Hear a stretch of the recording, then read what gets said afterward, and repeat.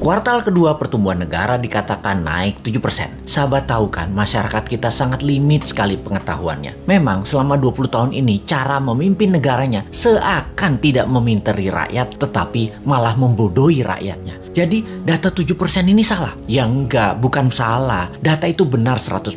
Tetapi pemahaman masyarakat yang awam, terutama pengagum pejabat-pejabat saat ini, salah memahami arti naik 7% itu yang memang digiring ke arah tidak paham. Demikian juga oposisi. Itulah mengapa New Mind tidak impress dengan oposisi, tidak mau gabung dengan oposisi, karena memang aneh dan gak paham bernegara semua. Semuanya politikus, bukan negarawan. Sisanya barisan pasukan yang dikatakan penjual agama yang kalah dengan mereka yang pakai kampanye kebinekaan yang didukung dengan cuan yang besar. Begitu angka 7% kuartal kedua naik, oposisi bengong. Gak ngerti atau malah nuduh data tersebut hoax. Sementara pengagum pejabat mengatakan tuh naik kan, hebat kan pejabatnya. Sementara realita tetangga seputaran dan orang jauh sebelum PPKM sudah berat ekonominya. Sekarang lebih gak muter lagi, nambah sekarat, butuh oksigen. Kok gak ada yang naik? Begini melihatnya. Biar makin paham bahwa New Mind mencoba memberikan pemahaman cara cerdas bernegara. Naik 7% itu year on year. Paham? Nggak peduli. Kini kita ilustrasikan. Tahun lalu minusnya 1,9%. Tahun ini minusnya 1,7%. Naik dari minus 1,9% ke 1,7% itu naik sekian persen. Betul kan? Ya betul, naiknya begitu kira-kira.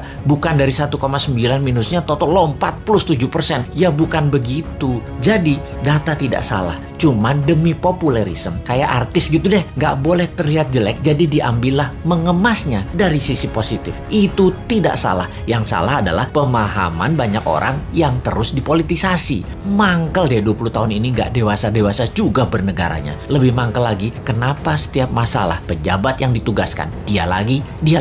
Ini menunjukkan apa? Tidak ada yang mampu, atau dia tidak paham mengelola, atau manajerialnya lemah, atau dia memiliki gaya kepemimpinan yang lain, yaitu gaya kepemimpinan yang menugaskan anak buah, dan kalau anak buah salah, anak buahnya yang disalahin karena ketidakmampuan tersebut. Posisinya kayak menang, kayak raja. Kalau kayak gini ini bukan leader yang baik. Kalau di perusahaan ya, seorang direktur memanggil 5 manajer di bawahnya dan menugaskan masing-masing departemen harus untung, harus membuat profit. Bayangin, buat profit itu kalau di perusahaan. Kalau menteri mah nggak buat profit, hanya menyelesaikan masalah non-cash. Harusnya gampang ya. Lalu manajer tadi tidak ada yang menghasilkan profit. Direksi tadi marah-marah. Kenapa? Target tidak tercapai. Manajer balik lagi kerja, nambah runyam. Bukan nggak profit, malah rugi. Direksinya nambah marah-marah. Ketika laporan ke pemegang saham, direksi mengungkapkan kinerja manajernya. Entah bagaimana, mungkin karena shareholdernya bukan orang pintar juga, mereka banyak yang setuju memang manajernya yang nggak bisa kerja. Setuju dengan direksi. Di sisi shareholder, ada shareholder yang minoritas yang mengatakan, bukan, itu direkturnya yang tidak bisa mengajarkan manajernya, tidak directed leader,